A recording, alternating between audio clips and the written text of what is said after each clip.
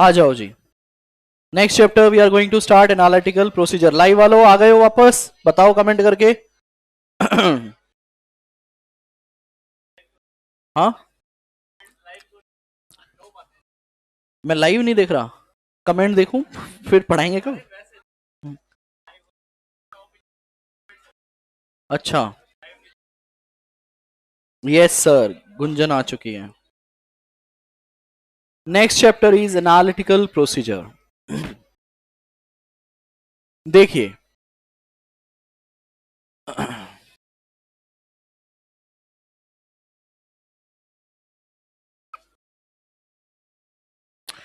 हम लोग अब शांति थोड़ा सा हम लोग जब भी किसी अकाउंट का डिटेल टेस्टिंग करते हैं, मतलब नंबर की चेकिंग करते हैं, तो हमारे पास एक तरीका होता है कि हम सैंपल निकालें, सैंपल को चेक कर लें, और जो भी अदर ऑडिट प्रोसीजर है वैल्यूएशन वगैरह के लिए वो लगाएं और अपना sufficient appropriate audit evidence collect कर लें। This is one method of doing audit, one way of doing audit. Second तरीका हमारे पास होता है एनालिटिकल प्रोसीजर्स।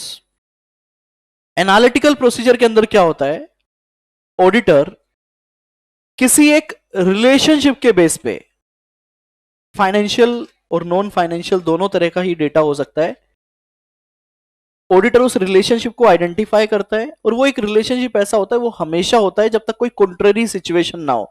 जैसे सेल्स का और डेटर का रिलेशन रहेगा, अगर किसी चीज पे जीएसटी लगता है तो रिवेन्यू जीएसटी का रिलेशन रहेगा, बैंक में एफडी है तो इंटरेस्ट का रिलेशन रहेगा, हाँ या ना, प्रोडक्शन है तो प्रोडक्शन के सारे एक्सपेंसेस उसके रिलेशन में चलेंगे।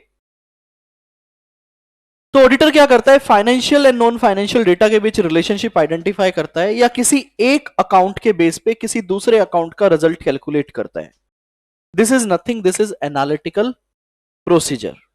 ठीक है, इसका एक एग्जांपल हो सकता है कि अगर किसी कंपनी में 1000 एम्प्लॉय काम कर रहे हैं और उनका लास्ट ईयर का मार्च का सैलरी मान लो 500 करोड़ है, और अब नया साल स्टार्ट हुआ है अप्रैल से मार्च जिसका आप ऑडिट कर रहे हो, उसके अप्रैल में भी 1000 एम्प्लॉय है और मार्च तक 1000 एम्प्लॉय है, और सैलरी पे आउट भी बिल्कुल सेम है, आपको टीओडी करने की जरूरत क्यों? क्योंकि सर मूवमेंट ही नहीं है। मैं कहता हूं मूवमेंट है, इसको हम रियल लाइफ में बोलते हैं payroll variance analysis, month on month variance analysis. अगर मूवमेंट भी है, मान लो लास्ट टाइम 1000 एम्प्लॉय थे, अप्रैल में आके 1020 हो गए, सैलरी इतनी थी इतनी हो गई, तो हम डिफरेंस निकालते हैं, एम्प्लॉय का डिफरेंस और सैलरी का डिफरेंस। उसके बाद एनालिसिस करते हैं कि डिफरेंस क्यों है। रीजन निकल के आता है कि भैया इतने नंबर ऑफ एम्प्लॉय छोड़कर चले गए जिनकी अप्रोक्सीमेटली सैलरी इतनी थी, इतने नए एम्प्लॉय आ गए जिनकी अप्रोक्सीमेटली सैलरी इतनी है, नेट कर लो, जो कि आपके डिफरेंस के साथ क्या हो जाएगा, मैच हो जाएगा। किसी मंथ डिफरेंस बहुत ज्यादा होगा या बहुत कम होगा, वहां पे रीजन इस तरह के हो जाएंगे कि कंपनी ने बोनस दिया है या कुछ और दिया है, वो आपको इवेल्युएट करोगे तभी पता चलेगा। ये क्या है, एक एनालिटिकल, इसमें हमने कोई सैंपलिंग नहीं की। तो एनालिटिकल प्रोसीजर के अंदर हम एक रिलेशनशिप आइडेंटिफाई करते हैं, उस रिलेशनशिप के बेस पे एक अकाउंट का रिजल्ट कैलकुलेट करते हैं, और उस रिजल्ट को फिर कंपेयर करते हैं किसके साथ, बुक्स ऑफ अकाउंट में जो फिगर आ रहा है उसके साथ। बहुत सारे एग्जाम्पल देते हैं हम इसके क्लास में। अब आप एक बात बताओ, मैंने किसी एक्स अकाउंट का नंबर निकालना है और मैं निकाल रहा हूं किसी वाई के बेस पे, क्या आपको लगता है कि, मैं 100% केसेस में नहीं कह रहा, क्या आपको लगता है मोस्टली केसेस में नंबर 100% मैच हो जाएगा? मोस्टली केसेस में मैच नहीं होगा, मोस्टली केसेस में मैच। तो इसका मतलब एट द इनिशियल स्टेज अगर मैं एनालिटिकल प्रोसीजर लगाने की सोच रहा हूं, मुझे डिसाइड करना पड़ेगा कि भाई जब मैं कोई नंबर कैलकुलेट कर लूंगा और जो नंबर बुक्स के अंदर रिकॉर्डेड आएगा उनके बीच कितना डिफरेंस मिले, जिसको मैं क्या कर दूंगा, इग्नोर कर दूंगा। It will depend on the materiality, yes और नो। और अगर उससे ऊपर अगर वो डिफरेंस गया तो हम उसे क्या करेंगे, इन्वेस्टिगेट करेंगे कि भैया एनालिटिकल प्रोसीजर से मैंने एक रिजल्ट निकाला जो कि बुक के रिजल्ट से बहुत ही ज्यादा वेरी कर रहा है, तो क्या रीजन आइडेंटिफाई करना पड़ेगा, करना पड़ेगा। इसका भी एक एग्जांपल देता था मैं, याद करो डेप्थ लॉजिक टेस्ट का। डेप लॉजिक टेस्ट के अंदर हम क्या करते थे, एवरेज आउट डेप्रिसिएशन निकाल लेते थे, फिर बुक से कंपेयर करते थे। तो मैंने कहा था रीजन कुछ इस तरह के हो सकते हैं कि सारी एसेट हो सकता है साल के शुरू में बेच दी गई हो या साल के आखिरी में, तो आपका एवरेज फंक्शन काम नहीं करेगा, तो हमें इन्वेस्टिगेट करना पड़ता है अगर कोई डिफरेंस आ रहा है तो। यहां तक समझ आया एनालिटिकल प्रोसीजर? अब आप मुझे बात बताओ, इस पूरे गेम में सबसे मेन क्या था?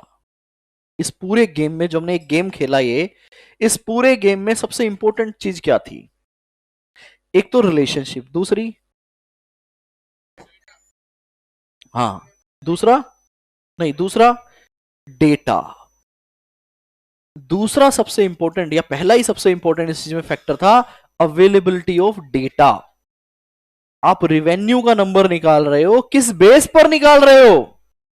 वो डेटा, उस डेटा की रिलायबिलिटी, एक्यूरेसी मैटर करती है क्या? अगर वो डेटा बेकार है तो आप कितना भी निकाल लो, आउटपुट नहीं निकाल पाओगे, हाँ या ना? आपने इंडस्ट्री का डेटा उठा लिया, एनालिटिकल प्रोसीजर जरूरी थोड़ी ना सिर्फ कंपनी के अंदर ही लगता है। आपने इंडस्ट्री का डेटा उठाया कि भैया सेम बिजनेस में एक इंडस्ट्री ऑपरेट कर रही है। अब एक एग्जांपल ले रहा हूं, आप टेलीकम्युनिकेशन इंडस्ट्री का ऑडिट कर रहे हो जिसके अंदर आप एयरटेल का ऑडिट कर रहे हो।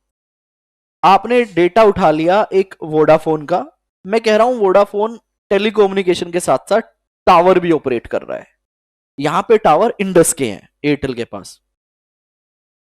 अब उसके रिवेन्यू फिगर्स या उसके एक्सपेंसेस में दो बिजनेस लाइन आ गई, हाँ या ना? अब उस दो बिजनेस लाइन के डेटा या दो बिजनेस लाइन के फाइनेंशियल के बेस पे अगर मैं एयरटेल का नंबर कैलकुलेट करूं या एयरटेल के नंबर को कंपेयर करूं, रेशियोज निकालूं और मैच करूं, क्या सही है? नहीं। डेटा तो अवेलेबल है बट आपका कंपैरिजन सही नहीं है जी। क्यों? क्योंकि यहां पे दो चीजें आ रही हैं, आप किसी एक चीज को एनालिसिस कर रहे हो, आपके यहां सिर्फ एक चीज है। तो इस केस में क्या करें? आप देखो कि क्या जो वोडाफोन का डेटा है, क्या आप उसे कंपेरेबल बना सकते हो? क्या आप उसको डिसएग्रीगेट कर सकते हो? डिसएग्रीगेशन समझते हो ना?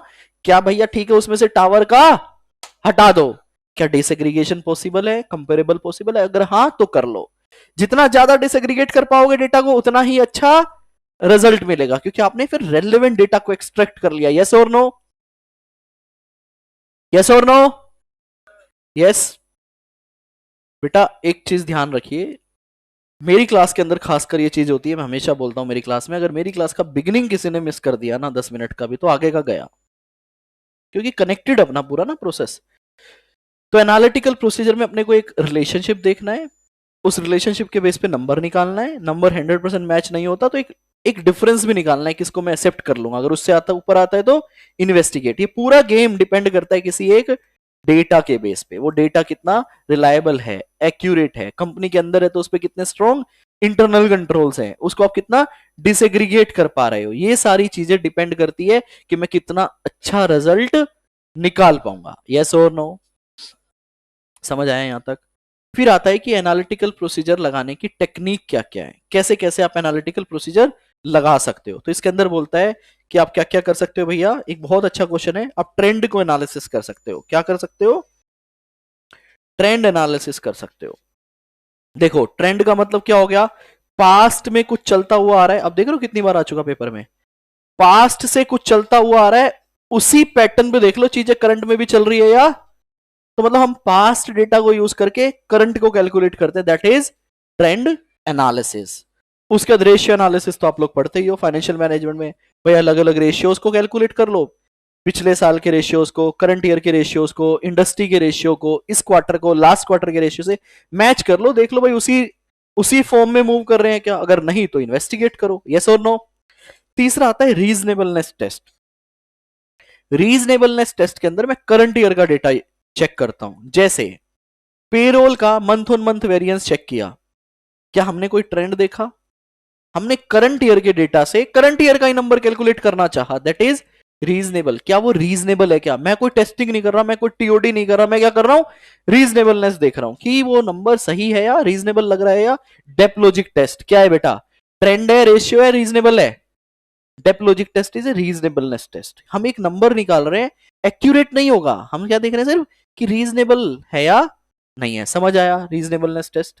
जिसमें हम पास्ट का डेटा यूज कर रहे हैं करंट का, ट्रेंड में पास्ट का करंट का, पास्ट का, रेशियो रेशियो वो तो ठीक है। उसके बाद आती है स्ट्रक्चरल मॉडलिंग। स्ट्रक्चरल मॉडलिंग के अंदर क्या होता है, हम पूरा रो डेटा से समझ लो फाइनेंशियल्स बना रहे हैं, या हम किसी बाहर के डेटा से किसी अकाउंट का नंबर कैलकुलेट करने की कोशिश कर रहे हैं, that is my structural modelling. मैं बाद में रीड करवाऊंगा, यहां से ऊपर से ही देख लो, चलो कुछ इंपॉर्टेंट होगा तो कवर कर लेंगे।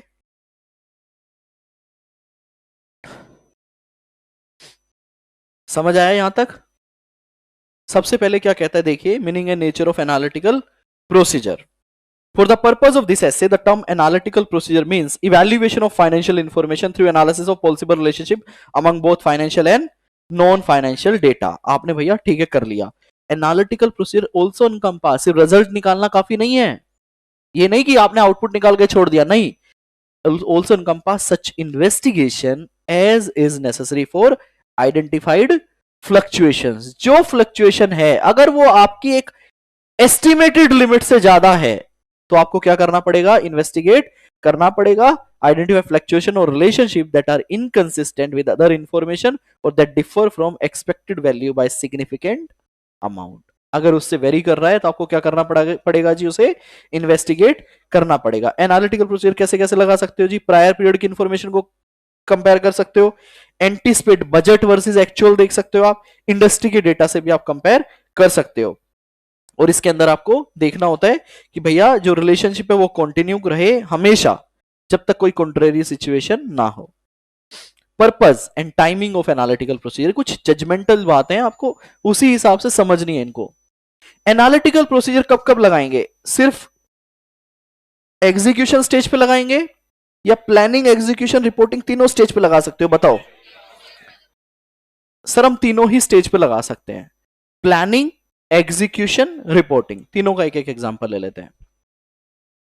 प्लानिंग स्टेज में क्लाइंट के पास गया, I want to apply analytical procedure. हम क्लाइंट को बोलते हैं जी आप अपने क्या दे दो, फाइनेंशियल दे दो, ड्राफ्ट फाइनेंशियल, और मेरे पास लास्ट ईयर के साइंड फाइनेंशियल होते हैं, उसके पिछले साल के भी साइंड फाइनेंशियल होंगे, मैं तीनों में डिफरेंस निकालूंगा, परसेंटेज में निकाल लूंगा। अगर मुझे कोई एक ऐसे, भाई मान लो 8% की एक जनरलाइज ग्रोथ रेट आपको सब एरिया में देखने को मिल रही है, बट एक एरिया कोई आता है जहां पे आपको 150% ग्रोथ दिखा, तो आपकी सुई अटक जाएगी ना वहां पे, हाँ या ना? आपको कोई देखा -250%, आप रुक जाओगे, भाई सब कुछ तो 8-10% की रेंज में चल रहा है, ये 150 कैसे है, रुक जाओ। अभी आपने कोई चेकिंग की, अभी आपने कोई टीओडी लगाया, कोई रोमम निकाला, लेकिन एनालिटिकल प्रोसीजर पे ही आपको एक एविडेंस मिल गया, क्या कि इस एरिया में ज्यादा रिस्क, या फिर मुझे इस एरिया की ज्यादा चेकिंग, एक एविडेंस मिला ना। Analytical procedure at a planning stage give you a evidence, तो ये प्लानिंग स्टेज पे हो गया। नाउ एट एग्जीक्यूशन स्टेज तो मैंने आपको इतने सारे एग्जांपल दे ही रखे हैं, पेरोल का एग्जांपल, फिक्स एसेट्स का एग्जांपल, रेंट का एग्जांपल, इलेक्ट्रिसिटी का एग्जांपल, दुनिया भर के एग्जांपल हम लोगों ने डिस्कस कर रखे हैं। एग्जीक्यूशन में आपको कोई दिक्कत नहीं है।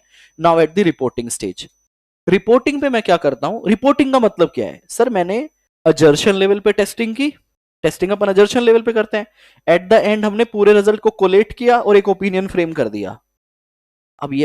अब हमें एनालिटिकल प्रोसीजर लगाना है फाइनेंशियल स्टेटमेंट लेवल, मतलब फाइनल फाइनेंशियल पे। अब इस पे मैं क्या कर सकता हूं, जो इंडस्ट्री का डेटा है उसके साथ हमारे डेटा को रेशियो वेरीफाई कर सकता हूं।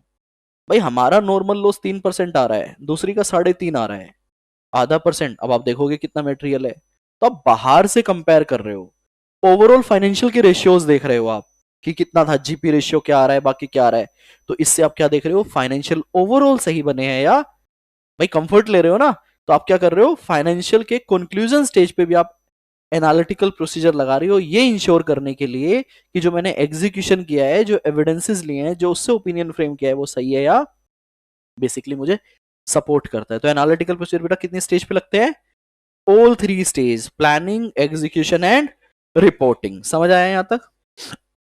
तो देखो आपकी बुक अगर आप देखोगे ना आईसीआई की, तो आईसीआई क्या कहता है कि आप एनालिटिकल प्रोसीजर लगाते हो to obtain audit evidence when using substantive analytical procedure. Substantive testing को, अगर मैं सिर्फ सब्सटेंटिव टेस्टिंग बोल रहा हूं तो it includes TOD and analytical. अगर मैं बिल्कुल सिंपल बोल दूं substantive analytical procedure, that means we are talking only about analytical procedures. उसके बाद कहता है to design and perform analytical procedure near the end of the audit that assists the auditor when forming an overall conclusion as to whether the financial statement are consistent with the auditor understanding of the entity। बेटा इस पे एक नीचे detail question भी मिलेगा आपको। ये कह रहा है planning stage, execution stage, near the end of audit. अब near the end of audit में देखो यहाँ कंटेंट नहीं है तो यहाँ स्टार लगा लो। पेज नंबर बताएगा कोई? कौन सा बेटा?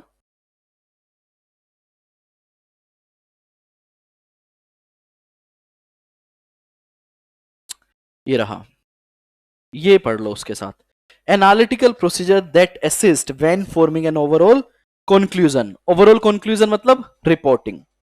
तो रिपोर्टिंग पे भी हम एनालिटिकल प्रोसीजर लगाते हैं ये देखने के लिए कि जो काम मैंने किया है वो सही है या नहीं। तो बेसिकली ये क्या कर रहा है, आपको सपोर्ट कर रहा है। सपोर्ट को हम ऑडिट की भाषा में क्या बोलते हैं? कोरोबोरेट कर रहा है। या फिर ये ऐसा भी बता सकता है कि भैया देखो आपने टेस्टिंग में तो सब सही बता दिया लेकिन एक्चुअल में कुछ मिसस्टेटमेंट रेशियोज के हिसाब से है, हाँ या ना? इंडस्ट्री के expenses in compare to production इतना परसेंट आ रहा है, आपकी कंपनी ज्यादा रिपोर्ट कर रही है जबकि आपको चेकिंग में कुछ भी नहीं मिला। बट एनालिटिकल प्रोसीजर आपको एक हिंट दे रहे हैं कि भैया खर्चे आपके, तो हो सकता है वो आपको ऐसा रिस्क बता दे जो आपने प्रीवियसली रिकॉग्नाइज नहीं किया और अब इन रेशियोज की वजह से आप क्या कर लो, अपनी चेकिंग को वापस जाकर देख लो। तो एनालिटिकल प्रोसीजर तीनों स्टेज पे लगते हैं। क्लियर है?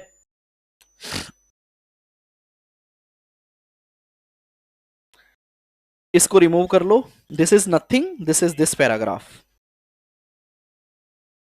अब आ जाते हैं मेन क्वेश्चंस पे। Factors to be consider for substantive audit procedure. Substantive analytical audit procedure करो बेटा, हेडिंग गलत है। सब्सटेंटिव एनालिटिकल ऑडिट प्रोसीजर, ठीक है। सबसे पहले क्या देखोगे जी, क्या फैक्टर कंसीडर करोगे कि डेटा अवेलेबल है या क्या वो डेटा को मैं डिसएग्रीगेट कर सकता हूं या नहीं कर पा रहे हो तो रिजल्ट नहीं निकलेगा। आपको उसको डिसएग्रीगेट तो करना ही, एक रेलेवेंट यूजफुल इंफॉर्मेशन का इनपुट बनाओगे तभी एक रेलेवेंट यूजफुल आउटपुट निकाल पाओगे। उसके बाद क्या कहते हैं, अकाउंट टाइप। बेटा क्या हर एरिया में एनालिटिकल लग जाएगा? आपको डिसाइड करना पड़ेगा। जैसे सैंपलिंग में मैंने आपको सिखाया कि सैंपलिंग लगाने से पहले सैंपलिंग डिजाइन होगी कि किस अजर्शन पे लग सकती है, लग भी सकती है या नहीं लग सकती, किया था ना डिजाइन। फिर उसके बाद साइज देखा था। ऐसे ही analytical procedure is an audit procedure. आपको देखना पड़ेगा किस अकाउंट पे एनालिटिकल प्रोसीजर लगाऊं, लगेगा भी या नहीं लगेगा। उस अकाउंट की, क्या उस अकाउंट में पूरे पे लग जाएगा? एक एग्जांपल लेते हैं, इन्वेंट्री। बेटा एनालिटिकल लगेगा? Answer is yes. आप कंफ्यूज ना हो इसलिए मैंने बोल दिया आंसर इज। क्या एनालिटिकल प्रोसीजर से पूरे अकाउंट पे कंफर्ट ले लूंगा? Answer is never, never. क्यों जी? आप बहुत स्मार्ट हो, आप, अच्छी बात है। एग्जिस्टेंस, एग्जिस्टेंस हमारी एक अजर्शन होती है बेटा बैलेंस शीट अकाउंट की, उस पे मैं एनालिटिकल प्रोसीजर से कैसे कंफर्ट लूंगा?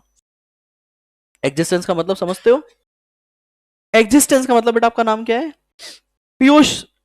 पीयूष आज ऑडिट की क्लास में आया नहीं आए, पापा जी को एग्जिस्टेंस वेरीफाई करना है। आप कहोगे ठीक है जी अटेंडेंस दिखा दो। बेटा this is not a sufficient appropriate audit procedure for this अजर्शन।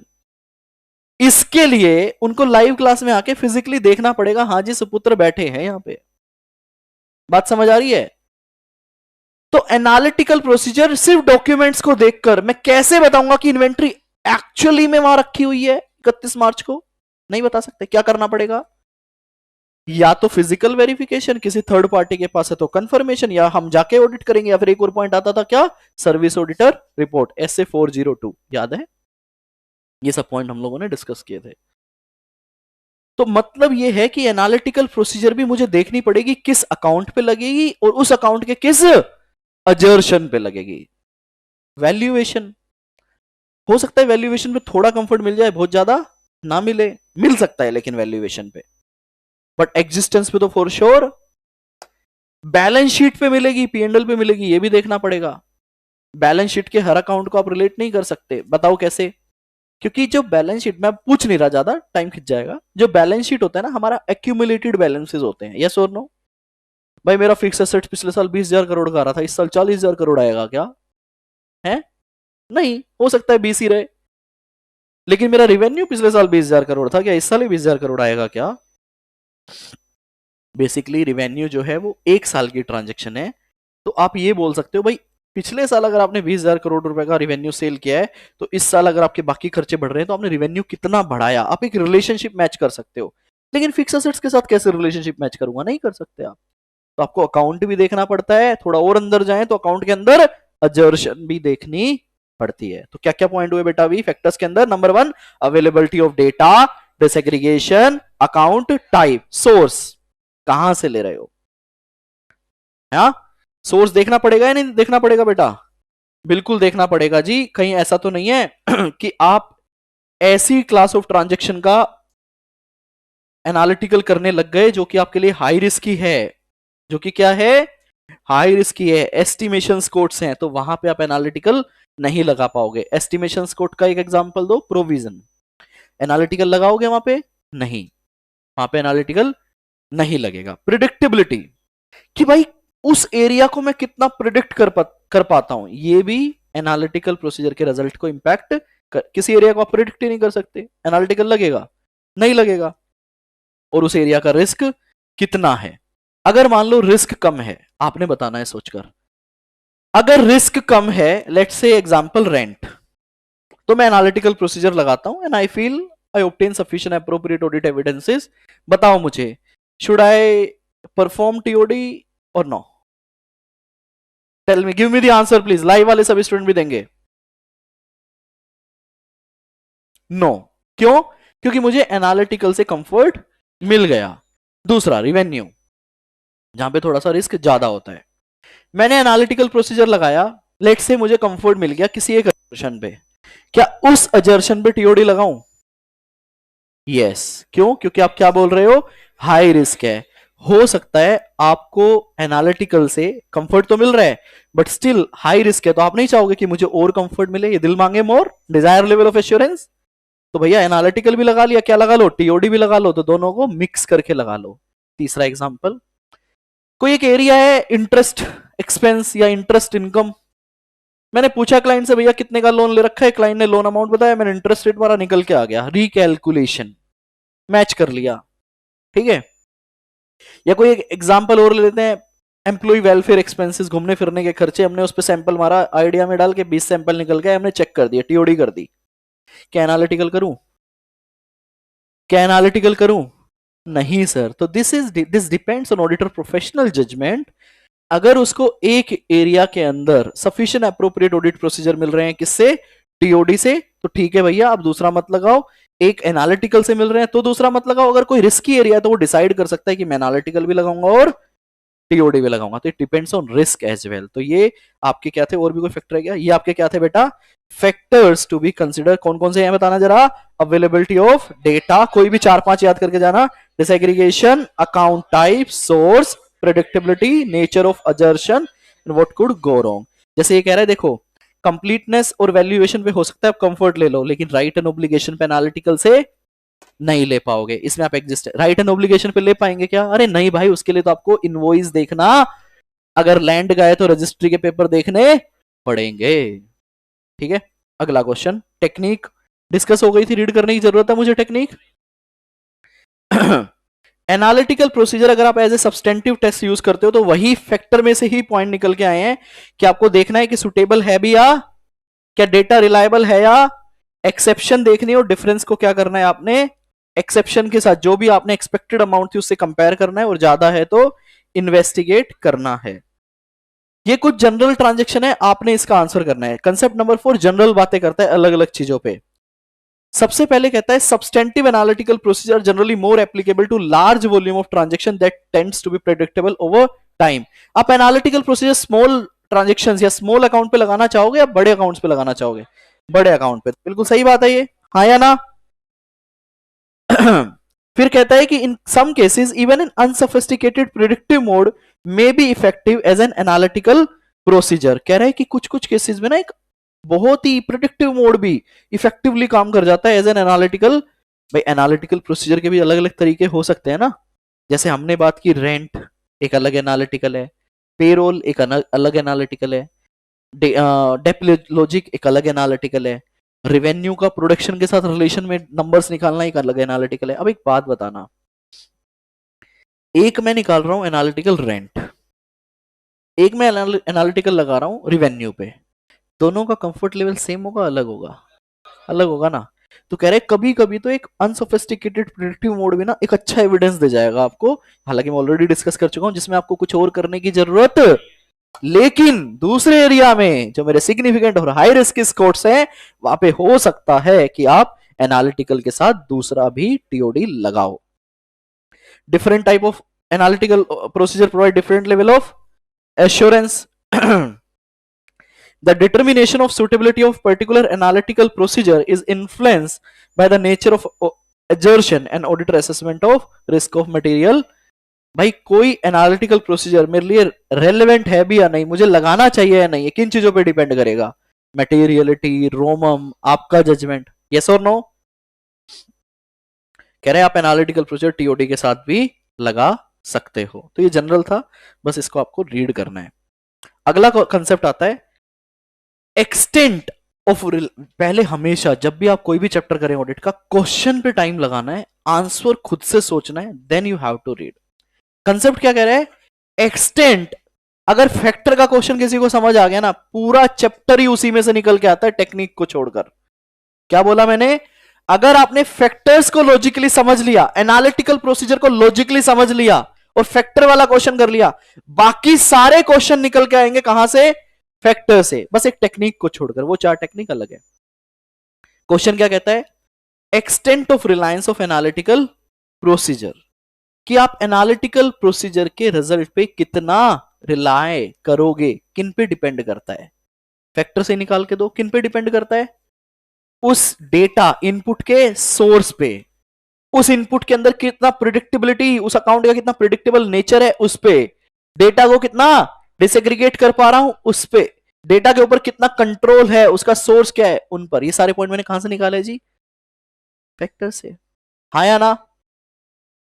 तो आपने वहीं से ही पॉइंट निकाल के 4-5 इसमें लिखने हैं। उसके बाद इवैल्यूएशन। अब आप बताओ, जब मैं किसी एरिया में एनालिटिकल प्रोसीजर लगा रहा हूं, क्या मैं 100% सही एस्टिमेट कर सकता हूं? बिल्कुल प्रिसाइज तो नहीं कर सकता, सफिशिएंटली प्रिसाइज कर सकता हूं। तो evaluation of whether the expectation is sufficiently precise. अगर सफिशिएंटली प्रिसाइज भी नहीं कर पा रहे हो, फिर तो एनालिटिकल का कोई मतलब ही नहीं है। आया ना? फिर तो टीओडी लगा लो, यस और no. matters relevant to the auditor evaluation of whether the expectation can be developed sufficient precisely to identify a misstatement that when aggregate with other misstatement may cause the financial statement to be materially misstated। आपके exam में correct incorrect में MCQ में आएगा precise, तो आपने word याद रखना है, प्रिसाइज नहीं, क्या? Sufficiently precise. ये बात आपको याद रखना है। कह रहा है कि ये किन चीजों पे डिपेंड करेगा? Number 1, the accuracy with which the expected result of substantive analytical procedure can be predicted. भाई आप कितना प्रिसाइसली निकाल पाओगे, ये आपकी डेवलपमेंट ऑफ एक्सपेक्टेशन पे भी तो डिपेंड करता है ना, यस और नो। अगर आपने वो सही किया तो आपका रिजल्ट एक्यूरेट निकलेगा, मतलब 100% नहीं, बट मे बी 95 to 100% के बीच में। इसलिए कह रहा है कि अभी एग्जाम्पल ले रहा है, आप यहां पे सिंपल एग्जाम्पल रख सकते हो कि हम एक ग्रेटर कंसिस्टेंसी एक्सपेक्ट कर सकते हैं कहां पे? रेंट में और इंटरेस्ट में, एज कंपेयर टू रेवेन्यू। तो आप अपना एग्जांपल ले सकते हो। The degree to which information can be disaggregated, जितना ज्यादा आप डिसएग्रीगेट करोगे मेरा प्रिसाइज रिजल्ट निकलेगा, यस और no. The availability of information. कोई फैक्टर में से सारे पॉइंट आए हैं, कोई अलग पॉइंट है? सारे पॉइंट सेम है। आगे कहता है amount of difference of recorded amount. Recorded amount मतलब लिख लो अगर किसी को नहीं पता तो, जो एक्चुअल बुक्स ऑफ अकाउंट्स में आ रही है।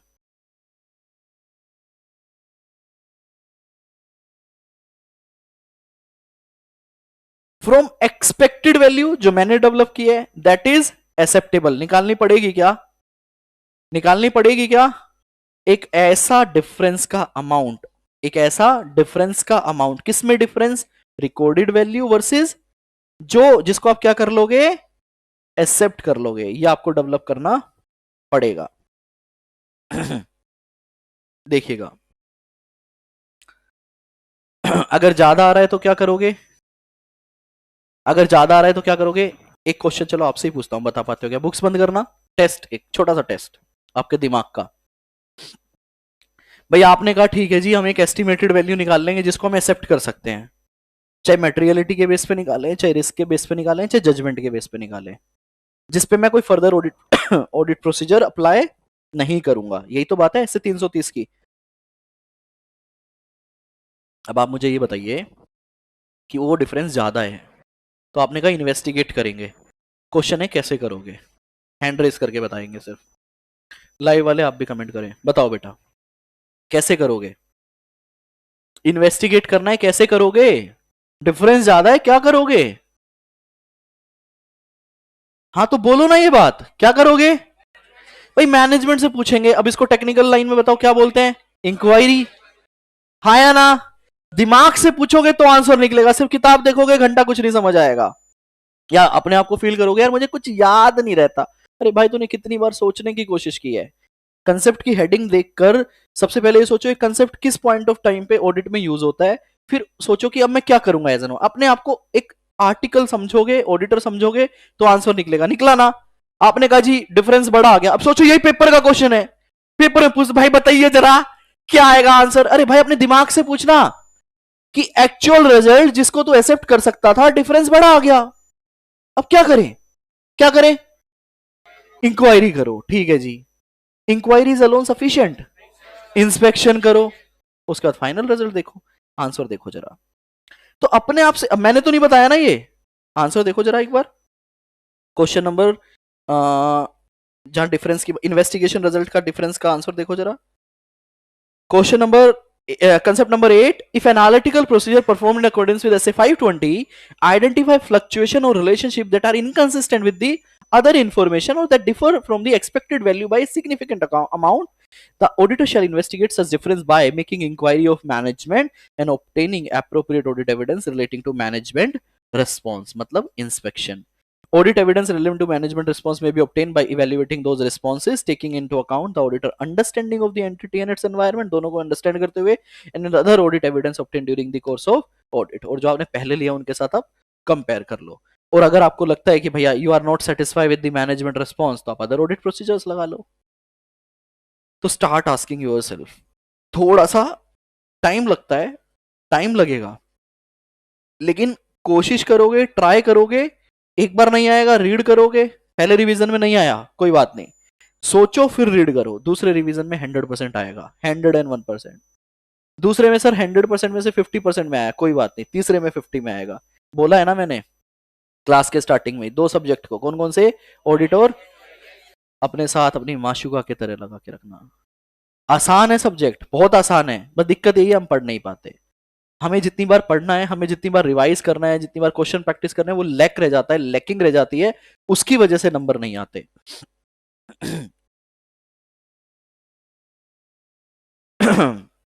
ये हो गया था हमारा डिफरेंस, हमने इन्वेस्टिगेट कर लिया, और आपको एक अमाउंट निकाल के रखना है जिसको आप एक्सेप्ट कर सकते हो, ठीक है जी। उसके बाद आता है, ये आपके पेपर में भी आ सकता है, consideration specific to public sector entities, फालतू का थर्ड क्लास क्वेश्चन। ये कहते हैं आपने समझा दिया एनालिटिकल प्रोसीजर क्या होता है, समझ आ गया हमें, लेकिन पीएसयू के केस में क्या कुछ ध्यान रखने की जरूरत है? हाँ जी, पीएसयू मतलब, अरे फुल फॉर्म ठीक है, गवर्नमेंट कंपनी, सरकारी कंपनियां। तो ऐसे केस में दो चार चीजों का ध्यान रखो। नंबर वन, जो रिलेशनशिप की आप बात कर रहे हो ना, जो एक नॉर्मल कंपनी के केस में रिलेशनशिप होता है, हो सकता है यहाँ पे सरकार कोस्ट प्लस मार्कअप पे काम कर रही हो सकता है ना, हो सकता है सरकार ने ही क्या दे रखी हो, पीपीएन नहीं दे रखा हो। तो जो बाकी सारे ये इस तरह के एनालिसिस हो सकता है पीएसयू के केस में आप ना कर पाओ, लेकिन हाँ इसके अलावा जो अदर एनालिसिस होते हैं, रेंट का, पेरोल का, अदर एक्सपेंस का, वो सारे एनालिसिस आप कर सकते हो। तो ये दो घिसे पिटे पॉइंट डाले हैं कि जो रिलेशनशिप नॉर्मल इंडस्ट्रीज में होते हैं वो हो सकता है आपको यहां ना मिले, हो सकता है एक्विजिशन ऑफ एसेट्स वगैरह सरकार ने दे दी हो तो उसके बीच में आपको कोई रिलेशन ना मिले, हो सकता है पीएसयू के केस में कोई इंडस्ट्री का डेटा ना मिले, हो सकता है ना। तो ये बेसिक पॉइंट थे, बाकी हाउएवर अदर रिलेशनशिप में भी रेलेवेंट। तो ये था आपका एनालिटिकल प्रोसीजर।